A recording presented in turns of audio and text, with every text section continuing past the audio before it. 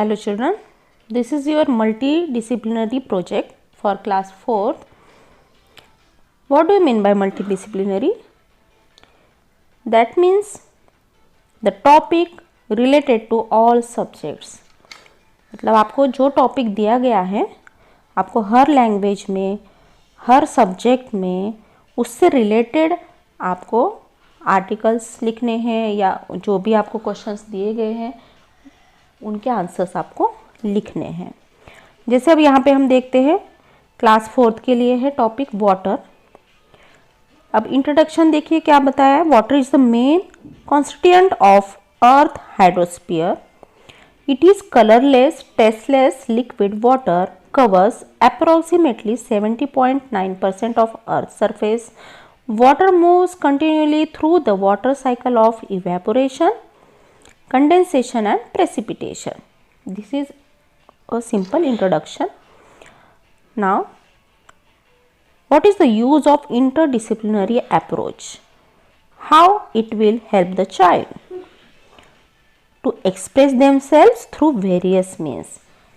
तो आप इसका क्या फ़ायदा है आप लोगों को कि आप इस टॉपिक को हर तरीके से उसको एक्सप्रेस कर सकते हो, अंडरस्टैंड कर सकते हो। Next is to think critically and relate various aspects concern with water. जब आपको ये टॉपिक मिला है तो आप इसके बारे में सोचोगे, नए नए आइडियाज़, नए नए एस्पेक्ट्स आपके माइंड में आएंगे जो वाटर से रिलेटेड होंगे, जिससे आपका डेवलपमेंट होगा। Next is by creating a powerful learning experience with its emphasis on integrating learning. इससे क्या हो जाएगा, एक तो आपको अलग अलग एक्सपीरियंसेस भी आ जाएंगे जिसके थ्रू आपकी लर्निंग हो जाएगी। मतलब आप वाटर टॉपिक को अच्छी तरह से समझ जाओगे। Learning by doing and allowing them to think critically and creatively. तो जो भी आप सीखोगे खुद करके देखोगे और उसके थ्रू आप सीखोगे। अब हम देखते हैं assignments integrating with EVS. EVS से रिलेटेड इस वाटर टॉपिक में क्या क्या है। Question 1 is why the clothes dry up quickly on a sunny day. जब ज़्यादा धूप निकलती है या सनी डे होता है, जिस दिन धूप निकलती है उस दिन कपड़े जल्दी क्यों सूख जाते हैं। इसका आंसर आपको खुद फाइंड आउट करना है, खुद सोचना है इसके बारे में और इसका आंसर आपको लिखना है। Next question is how can we preserve water.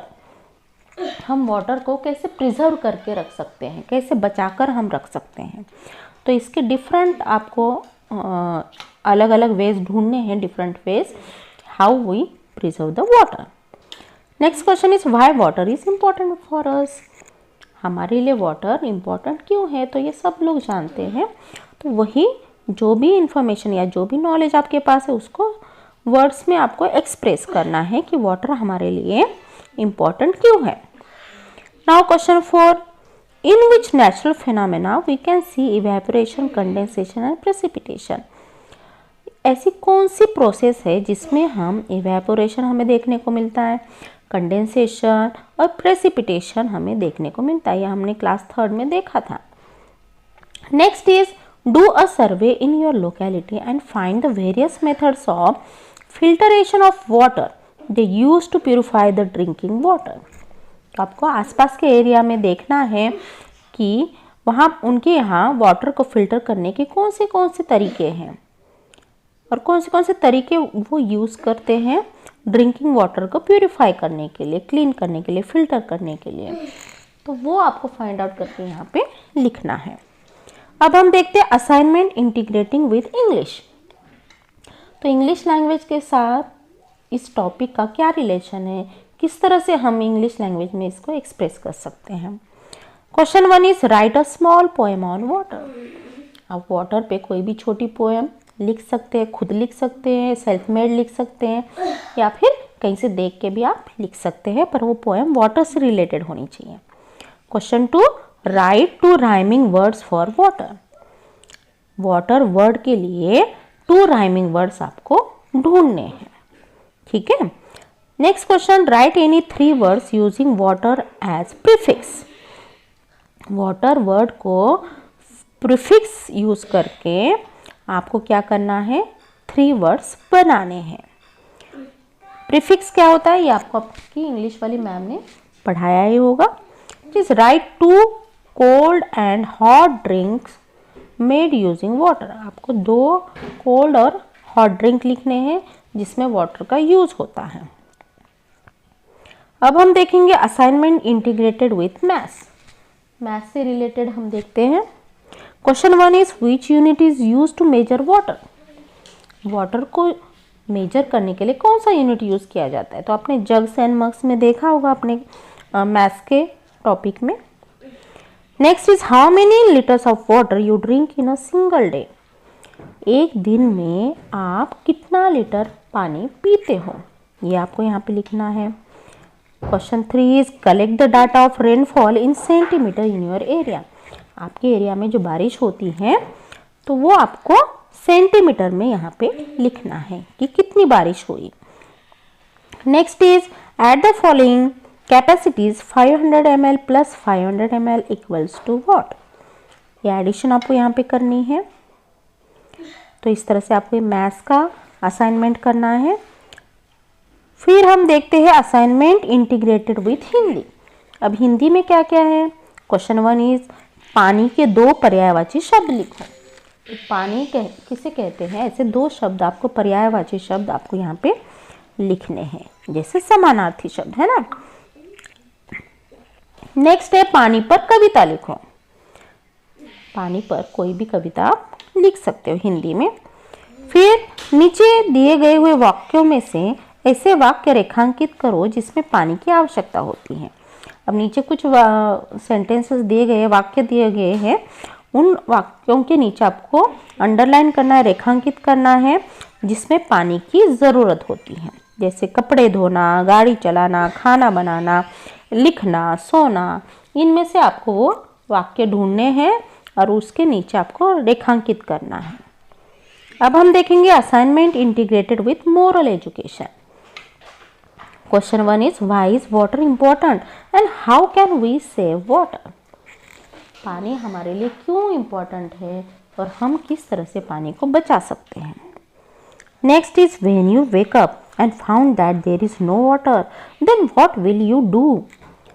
Suppose अगर आप सुबह सोकर उठे हो और अचानक आपको दिखता है कि कहीं पे भी पानी नहीं है, तो आप क्या करोगे? तो आपको अपनी फीलिंग्स यहाँ पे एक्सप्रेस करनी है। Next assignment integrated with art and education. तो वाटर से रिलेटेड क्या असाइनमेंट है आर्ट एंड एजुकेशन में देखते हैं। Question 1 is draw a scene of rainy season.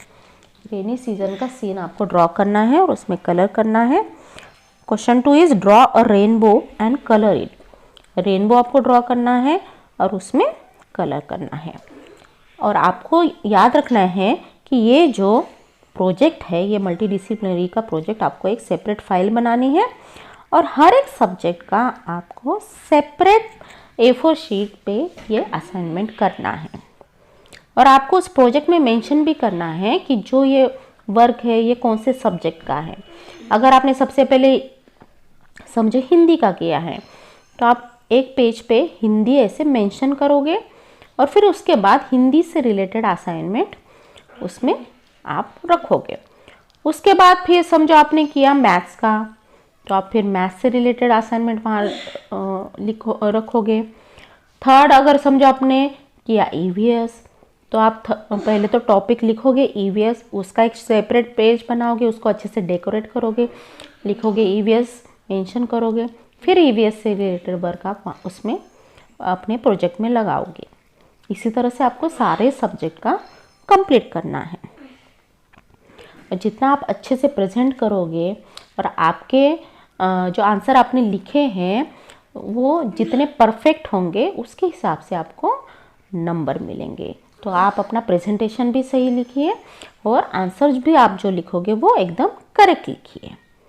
I hope you understand how to make a multidisciplinary project. Okay students, bye. Thanks for watching.